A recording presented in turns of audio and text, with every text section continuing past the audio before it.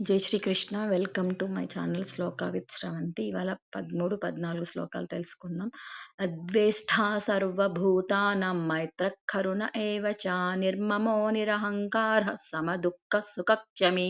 భావం: ఎవరు ఎవరిని ద్వేషించకుండా అందరితో స్నేహంగా, దయతో, ప్రేమగా ఉంటారు. సుఖ దుఃఖాలలో కూడా సమానంగా ఉండి క్షమించే స్వభావం కలిగి ఉంటారు. అటువంటి భక్తులు అంటే నాకు ఇష్టమని శ్రీకృష్ణుడు తెలియజేస్తున్నాడు. ఇప్పుడు 14th శ్లోక తెలుసుకుందాము.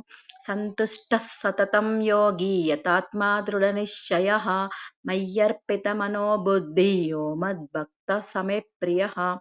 భావం: ఎప్పుడు అందరూ సంతోషంగా ఉంటూ తమ మనసును నియంత్రించి దృఢమైన నమ్మకంతో ఉంటారో, తమ మనసును, బుద్ధిని నాలో ఉంచుతారో అట్లాంటి భక్తులు నాకు చాలా ప్రియమైన వాళ్ళు అని ఈ శ్లోకంలో తెలియచేస్తున్నారు.